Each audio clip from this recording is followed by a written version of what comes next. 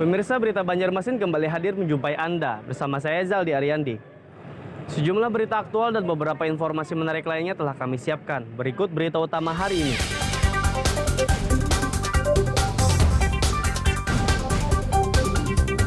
Ratusan warga Kabupaten Banjar serbu pasar murah yang digelar Pemprov Kalsel.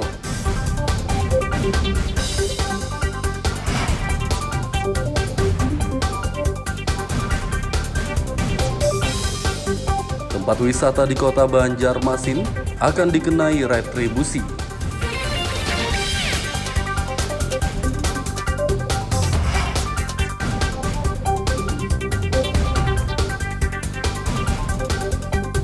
Pendaftaran Panwaslu Desa dan Kelurahan di Kabupaten Tabalong minim pelamar.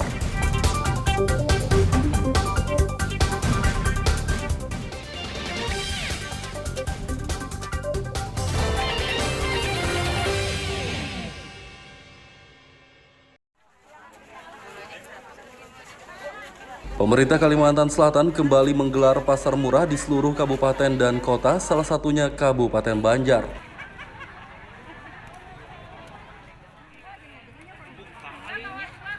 Pasar murah di Kabupaten Banjar digelar di depan Pondok Pesantren Darussalam Pesayangan Martapura Rabu pagi.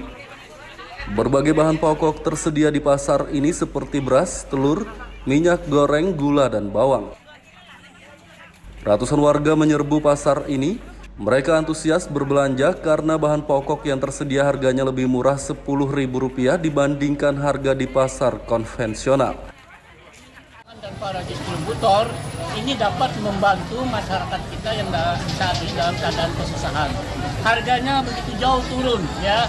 Nah, misalkan tadi ada harga bawang merah saja dari harga Rp30.000 kita turunkan jadi harga Rp20. Kemudian bawang putih dari harga 15 menjadi harga 5.000 bahkan. Jadi 2 bungkus itu hanya 25. Dan ternyata begitu cepatnya masyarakat membutuhkan. Ini kebetulan juga dalam rangka nanti persiapan kita Ramadan, mungkin masyarakat juga mulai sekarang sudah bisa mengantisipasi. Bawang mentah langsung habis, baik merah maupun putih. Kemudian telur juga sudah habis. Minyak goreng, beras sudah habis. Pasar murah kembali digelar pemerintah Kalsel untuk menekan inflasi akibat kenaikan harga BBM. Sebelumnya pemerintah Kalsel menggelar pasar murah pada Oktober hingga Desember 2022 lalu. Dari Kabupaten Banjar, Lutfi Darlan melaporkan.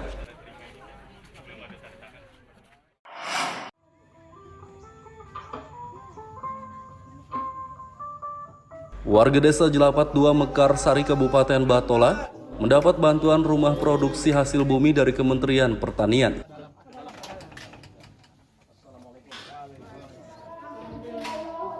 Rumah produksi hasil bumi diresmikan pemerintah Kalsel dan Kabupaten Batola Kamis pagi. Rumah yang dilengkapi dengan berbagai peralatan ini akan digunakan warga untuk mengolah produk hasil bumi. Saat ini hasil bumi yang melimpah di desa Jelapat 2 adalah buah nanas. Buah tersebut akan diolah menjadi berbagai panganan seperti selai, sirup, dan dodol. Kami sangat berterima kasih dan semoga apa yang tadi kami sampaikan bisa diwujudkan seperti adanya pelatihan dalam bidang pemasaran. Jadi sementara ini dari nanas ini diolah apa aja? Diolah sirup, manisan, selai, dodol, jelly. Jadi ada berapa orang nih untuk anggota? 22. 27. Oh, 27. Dalam rangka fortifikasi produk olahan, sehingga olahan itu bukan berarti kita menjual yang raw materialnya saja, bahan bakunya saja dengan harga yang relatif murah, tetapi dengan sentuhan pengolahan, dengan sentuhan pengemasan yang baik, maka ini meningkatkan daya awet dan daya tarik itu sendiri. Dengan demikian, maka daya saing dan nilai tambahnya tentu bisa ditingkatkan, yang pada akhirnya akan meningkatkan pendapatan para petani hortikultura, khususnya Kawiti Karya Bunda bersama di Desa Jelapat 2 ini. Bantuan rumah produksi hasil bumi untuk menguatkan perekonomian warga Jelapat 2 Mekarsari. Dari Kabupaten Batola, Lutfi Darlan dan Ibrahim melaporkan.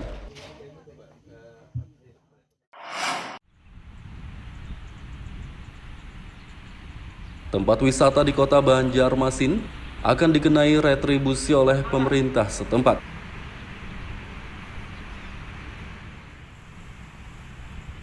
Penarikan retribusi tempat wisata rencananya mulai diberlakukan tahun 2023 ini. Adapun fasilitas yang dikenai retribusi diantaranya parkir, pedagang kaki lima, perahu susur sungai, dan lapangan basket. Kepala Disbud Porapar, Iwan Fitriadi mengatakan, penarikan retribusi wisata untuk meningkatkan PAD Banjarmasin. Parkir kelompok wisata yang ada banyak sih, cuman kan Rp2.000 per hari kali berapa. Alhamdulillah teman-teman, untuk diketahui lah, dinas kami ini kan termasuk dinas penghasil PAD. Jadi selama ini kan 0,000, tapi hari ini sudah ada masuk PAD untuk bekas daerah. Jadi di 2022 ini sebenarnya momentum dinas ini sudah menghasilkan bekas daerah. Di lapangan bola nih, di lapangan olahraga atau lapangan tenis tuh ada sudah masuk bekas daerah. Basket bekantan ada masuk bekas daerah. Iwan menambahkan pihaknya akan terus menata kawasan wisata untuk meningkatkan minat pengunjung. Dari Banjarmasin, Lutfi Darlan dan Fudail melaporkan.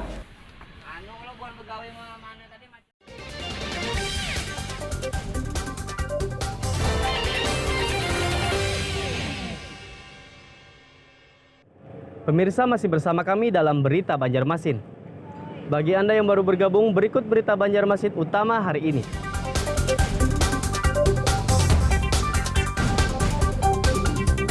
Ratusan warga Kabupaten Banjar serbu pasar murah yang digelar Pemprov Kalsel.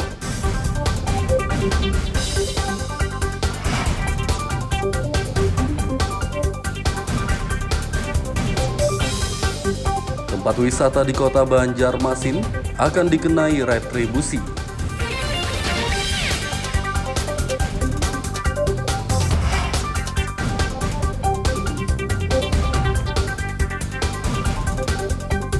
Pendaftaran Panwaslu Desa dan Kelurahan di Kabupaten Tabalong minim pelamar.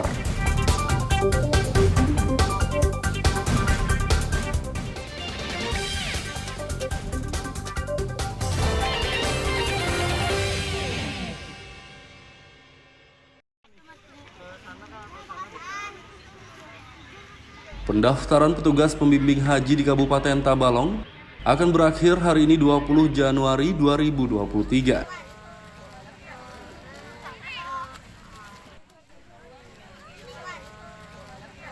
Berdasarkan data Kemenak Tabalong, sudah 16 orang yang mendaftar sebagai petugas pembimbing haji. Para peserta yang telah mendaftar akan diverifikasi Kemenak Tabalong dan yang lolos bakal mengikuti seleksi tertulis pada 26 Januari mendatang. Mengingat perubahan jadwal ini ada revisi, maka kemungkinan untuk peserta di Kabupaten Tabalong mungkin ada nanti penambahan karena masih ada waktu. Untuk sementara itu ya ada 16 peserta yang mendaftar dan lulus diverifikasi oleh panitia tingkat kabupaten, yaitu sebanyak 16 orang, dan kemarin tanggal 13 ya, kemarin hari Senin ya, telah melakukan uji coba melalui Android. Dari semua peserta seleksi petugas pembimbing haji tahun 2023 Kabupaten Tabalong, hanya 9 orang dengan nilai tertinggi yang akan dipilih. 7 orang akan dikirim untuk seleksi lanjutan tingkat provinsi dan 2 orang untuk Kabupaten Tabalong. Dari Kabupaten Tabalong, Lutfi Darlan melaporkan.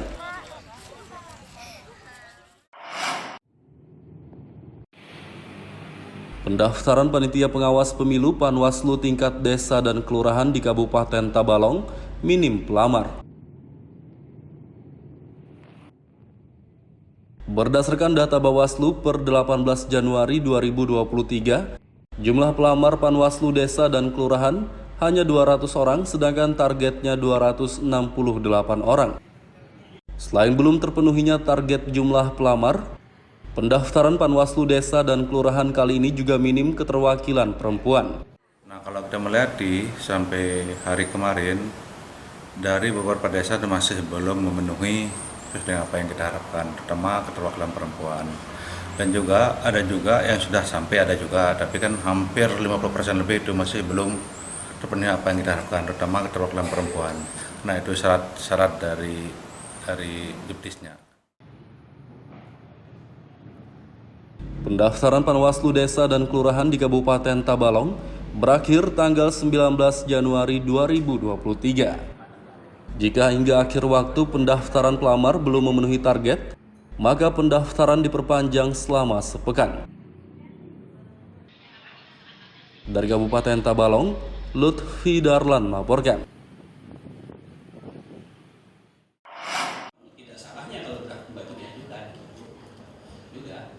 Komisi Pemilihan Umum KPU Kalimantan Selatan menggelar uji publik rancangan penataan daerah pemilihan dapil dan alokasi kursi DPRD untuk pemilu tahun 2024.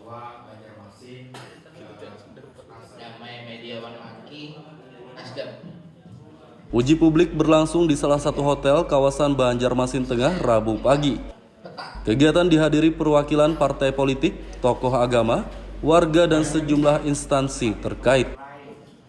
Ketua KPU Sarmuji mengatakan penataan dapil pemilu 2024 diperkirakan berubah karena ada ketimpangan pada dapil pemilu sebelumnya.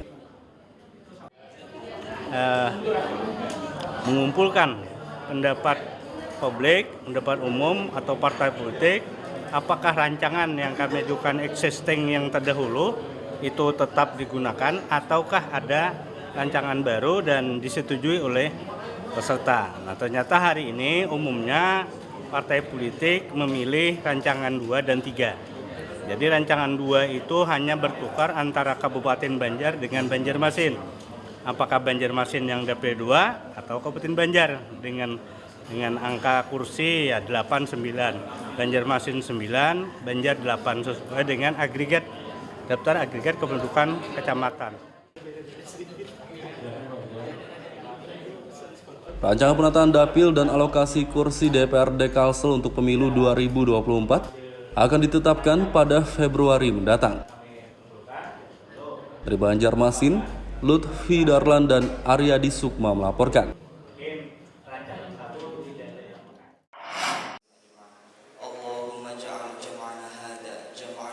Menghadapi diterapkannya KUHP baru pada tahun 2025 mendatang, sejumlah praktisi hukum pun mulai melakukan sosialisasi ke berbagai kalangan, tak terkecuali di lingkungan akademisi.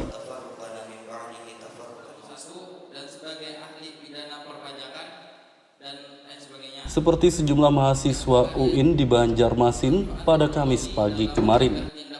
Sosialisasi terkait KUHP yang baru menjadi tantangan tersendiri bagi praktisi hukum tanah air terkait akan hal itu. Senat Mahasiswa Universitas Islam Negeri UIN Antasari dan Legislator Muda Antasari menggelar simposium bertema New KUHP Solusi atau Kontroversi. Kegiatan sosialisasi KUHP yang diikuti mahasiswa UIN ini dilaksanakan di ruang auditorium Mastur Jahri UIN Antasari Banjarmasin.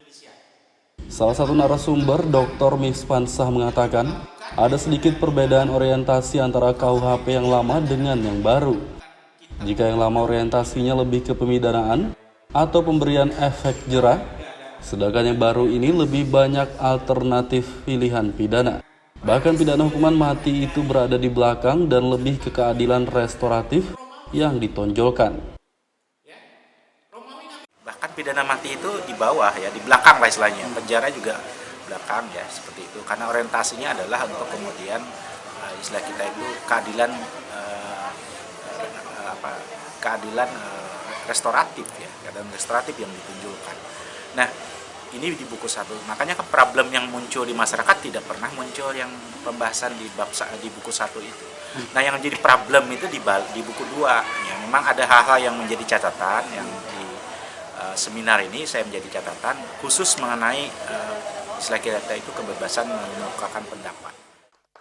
Pimpinan Komisi 3 Tertada. Kitab Undang-Undang Hukum Pidana KUHP yang baru telah disahkan oleh Dewan Perwakilan Rakyat DPR RI pada 6 Desember 2022 lalu dan akan diterapkan di tahun 2025 mendatang. Namun ada beberapa catatan dari Di Banjarmasin, Lutfi Darlan dan Ahmad Fauzi melaporkan. Hak-hak masyarakat untuk menyampaikan pendapatnya.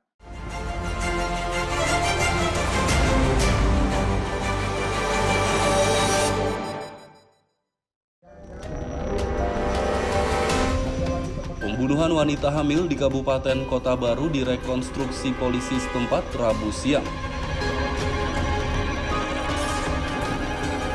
Rekonstruksi berlangsung di lokasi kejadian yakni samping Gedung Olahraga Bamega, Teluk Gadang, Desa Semayap, Kecamatan Pulau Laut Utara. Dalam rekonstruksi ini tersangka berinisial H memperagakan 27 adegan saat ia menghabisi nyawa korban WP 37 tahun. Wanita yang sedang hamil 5 bulan itu dibunuh dengan cara dipukul dan dicekik, kemudian dibuang ke gorong-gorong. Tersangka H merupakan kekasih korban WP. Pria berusia 29 tahun ini tega menghabisi nyawa kekasihnya sendiri karena korban meminta pertanggungjawaban atas kehamilannya. Pembunuhan wanita hamil ini terjadi pada Jumat 13 Januari 2023 lalu sekitar pukul 21 WITA. Korban WP ditemukan tewas di gorong-gorong samping Gedung Olahraga Bamega Teluk Gadang Desa Semayap Pulau Laut Utara Sabtu malam. Tersangka akan dikenai pasal 338 KUHP dengan ancaman 15 tahun penjara.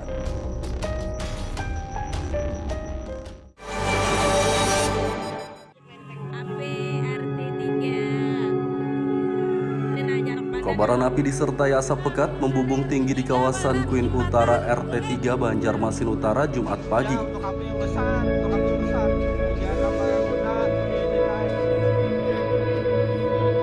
Kebakaran di permukiman padat penduduk ini menghanguskan 7 rumah yang rata-rata berbahan kayu.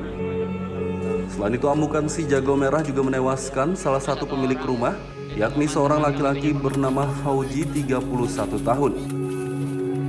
Warga setempat Ilham Nur mengatakan, api muncul dari rumah Fauji kemudian membesar dengan cepat dan merembet ke rumah lainnya.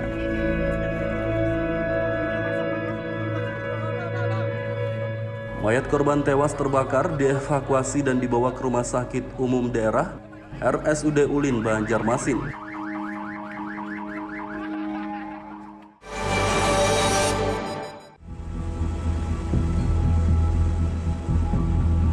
Seorang nelayan bernama Ahmad yang hilang di perairan Pulau Sebuku, Kabupaten Kota Baru, akhirnya ditemukan.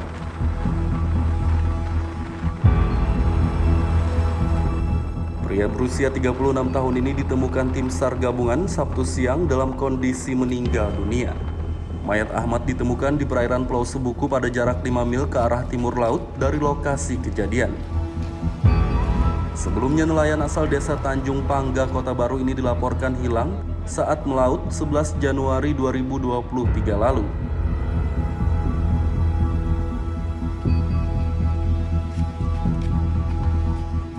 Usai dievakuasi, mayat nelayan itu dibawa ke Rumah Sakit Stagen, Kota Baru.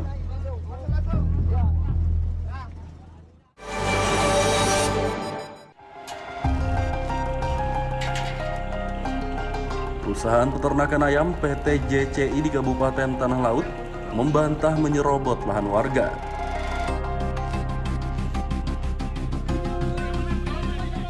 Kepala Staf PT JCI Jumadi mengatakan, tudingan yang dilontarkan warga dan anggota LSM itu tidak benar.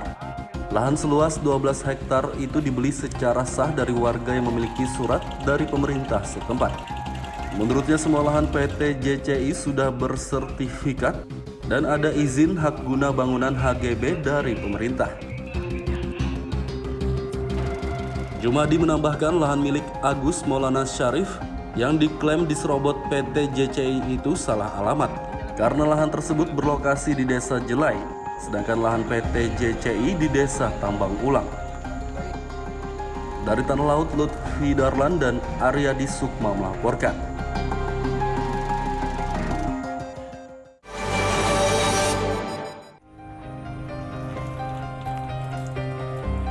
Warga Alalak Tengah, Banjarmasin Utara mengeluhkan kesulitan air bersih Senin siang.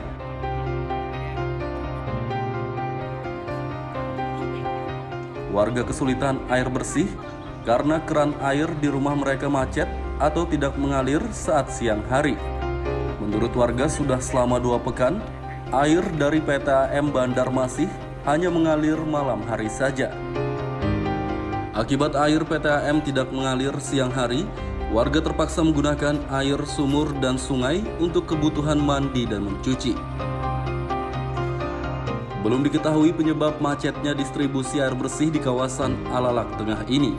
Saat dikonfirmasi Senin siang, pihak PTAM Banjarmasin belum bisa memberikan keterangan.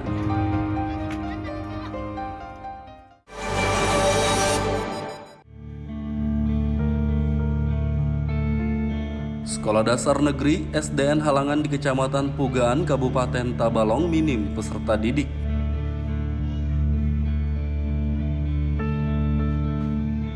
Sekolah ini minim murid sejak 3 tahun lalu dan kini jumlah muridnya hanya 6 orang. 6 murid itu tersebar di kelas 2 1 orang, kelas 5 3 orang, dan kelas 6 2 orang. Kepala Sekolah Fahriyadi mengatakan, minimnya peserta didik di sekolah ini diduga karena banyak warga yang lebih memilih menyekolahkan anaknya ke sekolah agama. Fahriyadi berharap pemerintah Tabalong membantu SDN Halangan untuk meningkatkan kembali jumlah peserta didik di sekolah ini.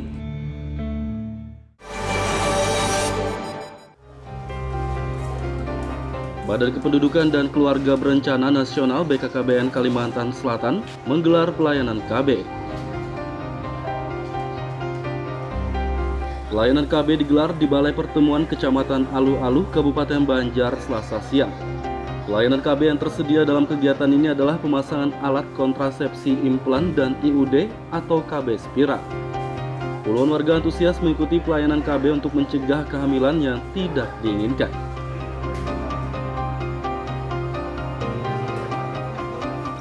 Pada kegiatan ini, BKKBN Kalsel juga memperkenalkan metode kontrasepsi jangka panjang MKJP implan 1 batang untuk jangka 3 tahun.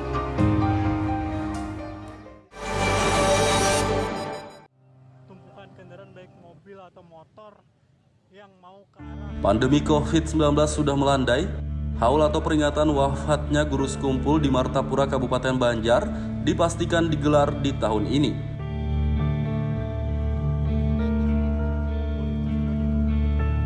Haul ke-18 guru sekumpul akan digelar 26 Januari mendatang di kediaman pribadi Gubernur Kalsel Sabirin Nur, kawasan Keramat, Martapura. Mengantisipasi lonjakan jemaah saat kegiatan haul guru sekumpul, Pemprov Kalsel menggelar rapat persiapan di Gedung Idham Khalid Banjarbaru belum lama ini. Dalam rapat ini dibahas tentang sejumlah persiapan, diantaranya lokasi untuk jemaah haul dan rekayasa arus lalu lintas. Sekda Roy Rizali Anwar memperkirakan orang yang hadir mengikuti haul guru sekumpul jutaan orang. Pasalnya sebelum pandemi COVID-19, tepatnya di tahun 2018 lalu, haul guru sekumpul dihadiri lebih dari 2 juta orang.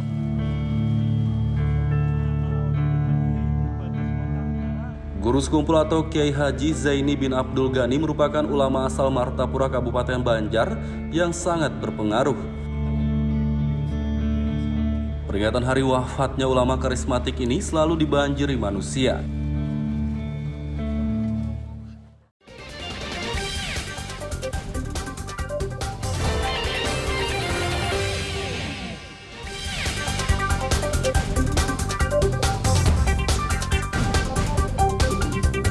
Ratusan warga Kabupaten Banjar serbu pasar murah yang digelar Pemprov Kalsel.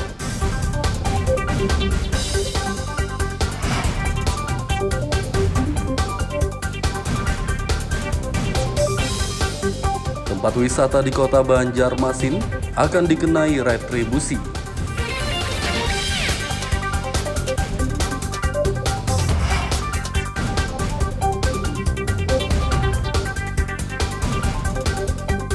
Pendaftaran Panwaslu Desa dan Kelurahan di Kabupaten Tabalong minim pelamar.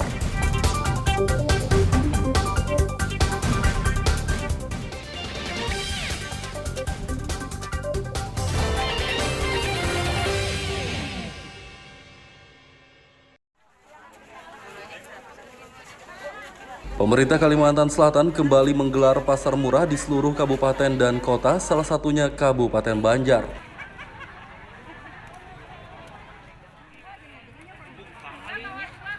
Pasar murah di Kabupaten Banjar digelar di depan Pondok Pesantren Darussalam Pesayangan Martapura Rabu pagi. Berbagai bahan pokok tersedia di pasar ini seperti beras, telur, minyak goreng, gula, dan bawang. Ratusan warga menyerbu pasar ini. Mereka antusias berbelanja karena bahan pokok yang tersedia harganya lebih murah Rp10.000 dibandingkan harga di pasar konvensional. Dan para distributor ini dapat membantu masyarakat kita yang saat ini dalam keadaan kesusahan. Harganya begitu jauh turun ya. Nah, misalkan tadi ada harga bawang merah saja dari harga Rp30.000 kita turunkan jadi harga Rp20. Kemudian bawang putih dari harga 15 menjadi harga 5.000 bahkan. Jadi 2 bungkus itu hanya 25. Dan ternyata begitu cepatnya masyarakat membutuhkan. Ini kebetulan juga dalam rangka nanti persiapan kita Ramadan, mungkin masyarakat juga mulai sekarang sudah bisa mengantisipasi. Bawang mentah langsung habis, baik merah maupun putih. Kemudian telur juga sudah habis. Minyak goreng, beras sudah habis. Pasar murah kembali digelar pemerintah Kalsel untuk menekan inflasi akibat kenaikan harga BBM. Sebelumnya pemerintah Kalsel menggelar pasar murah pada Oktober hingga Desember 2022 lalu. Dari Kabupaten Banjar, Lutfi Darlan melaporkan.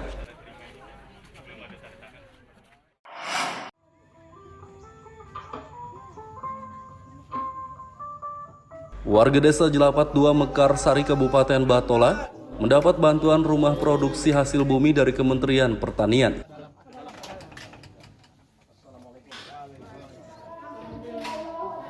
Rumah produksi hasil bumi diresmikan pemerintah Kalsel dan Kabupaten Batola Kamis pagi. Rumah yang dilengkapi dengan berbagai peralatan ini akan digunakan warga untuk mengolah produk hasil bumi. Saat ini hasil bumi yang melimpah di desa Jelapat 2 adalah buah nanas. Buah tersebut akan diolah menjadi berbagai panganan seperti selai, sirup, dan dodol. Kami sangat berterima kasih dan semoga apa yang tadi kami sampaikan bisa diwujudkan seperti adanya pelatihan dalam bidang pemasaran. Jadi sementara ini dari nanas ini diolah apa aja? Diolah sirup, manisan, selai, dodol, jelly. Jadi ada berapa orang nih untuk anggota? 22. 27. Oh, 27. Dalam rangka fortifikasi produk olahan, sehingga olahan itu bukan berarti kita menjual yang raw materialnya saja, bahan bakunya saja dengan harga yang relatif murah, tetapi dengan sentuhan pengolahan, dengan sentuhan pengemasan yang baik, maka ini meningkatkan daya awet dan daya tarik itu sendiri. Dengan demikian, maka daya saing dan nilai tambahnya tentu bisa ditingkatkan, yang pada akhirnya akan meningkatkan pendapatan para petani hortikultura, khususnya Kawiti Karya Bunda bersama di Desa Jelapat 2 ini. Bantuan rumah produksi hasil bumi untuk menguatkan perekonomian warga Jelapat 2 Mekarsari. Dari Kabupaten Batola, Lutfi Darlan dan Ibrahim melaporkan.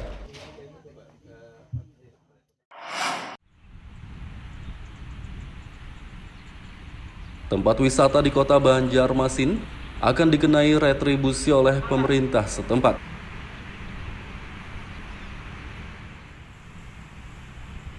Penarikan retribusi tempat wisata rencananya mulai diberlakukan tahun 2023 ini. Adapun fasilitas yang dikenai retribusi diantaranya parkir, pedagang kaki lima, perahu susur sungai, dan lapangan basket. Kepala Disbud Porapar, Iwan Fitriadi mengatakan, penarikan retribusi wisata untuk meningkatkan PAD Banjarmasin. Parkir kelotok wisata ya ada banyak sih, cuman kan Rp2.000 per hari kali berapa, alhamdulillah. Teman-teman, untuk diketahui lah, dinas kami ini kan termasuk dinas penghasil PAD. Jadi selama ini kan 0000, tapi hari ini sudah ada masuk PAD untuk bekas daerah. Jadi di 2022 ini sebenarnya momentum dinas ini sudah menghasilkan pemasukan bekas daerah. Di lapangan bola nih, ya lapangan olahraga tuh, lapangan tenis tuh ada sudah masuk bekas daerah. Basket bekantan ada masuk bekas daerah. Iwan menambahkan pihaknya akan terus menata kawasan wisata untuk meningkatkan minat pengunjung. Dari Banjarmasin, Lutfi Darlan dan Fudail melaporkan. Pemirsa, informasi tadi sekaligus menutup perjumpaan kita kali ini. Saya Zaldi Ariandi beserta redaksi mengucapkan selamat beraktivitas, sampai jumpa.